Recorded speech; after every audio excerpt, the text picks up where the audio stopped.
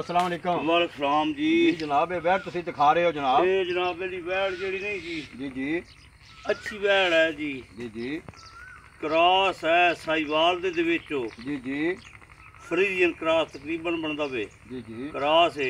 इनू दुध दे लेना चाहिए 15 तो 16 17 लीटर 18 भी दे सकती है, जी ठीक हो गया 20 जनाब। भी दे सकती जितनी खुराक पानी में। जी ठीक हो ये गया दी अच्छी नस्ल दी वे जी ठीक हो गया जनाब। ते कम से कम सून चो 8 तो 10 दिन भी लै वे जी ठीक हो गया कट जनाब। दी वे ठीक हो गया जी।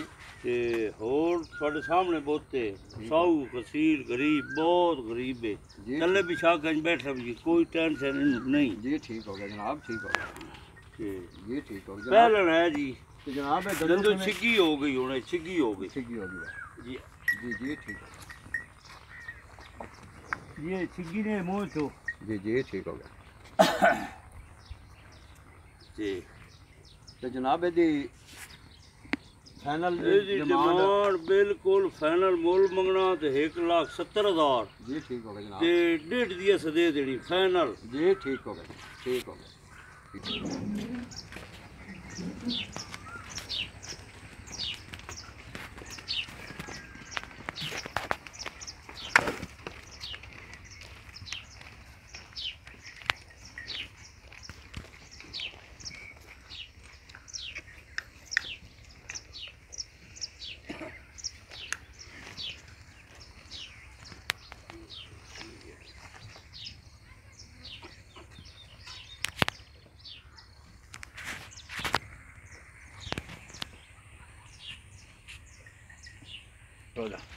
जी सेठ साहब अस्सलाम वालेकुम। वालेकुम अस्सलाम जनाब जी। की हाल है? खैरियत है जनाब? बिल्कुल खैरियत जी। जनाब तुसी ये वैट दिखा रहे हो?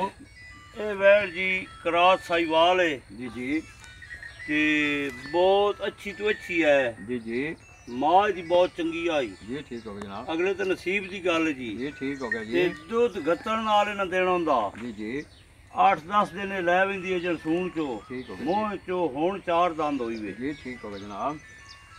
ते बहुत माशाल्लाह जेड़ा नहीं जी जी जल जींदी रवे साऊ असील थण काला चड्डा चंगा ठीक हो गया सारी कुछ उम्र भी वेख रही ने बुत भी वेख रहे ने ये पहले ने जनाब। जी पहलन पहलन जी पहलन ठीक हो जी ठीक हो गया जनाब। ते जी छोटे जी माकूल फाइनल जी ਇਹਦੀ ਛੋਟੀ ਜੀ ਜੈਮਾਨ ਮੁੱਲ ਮੰਗਣ ਨਾਲ 60 ਵੀ ਮੰਗ ਲੈਣਾ 65 ਵੀ ਮੰਗ ਲੈਣਾ 45 ਦੀ ਫਾਈਨਲ ਦੇ ਦੇਣੀ। जी ठीक हो गया जनाब।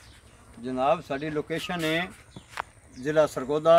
सरगोदे का छोटा जिहा शहर है जनाब चावरियाँ। चावरियाँ के नाल साडा गाँव है जनाब हयातपुर।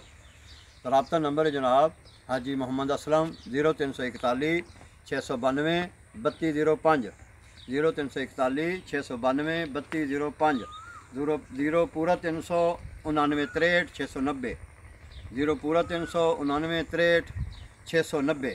जनाब साडा मवेशी मंडी टीवी चैनल है। सब दोस्तों भाइयों बच्चों गुजारिश है कि ज़रूर लाइक किया करो। बहुत शुक्रिया। अस्सलाम वालेकुम।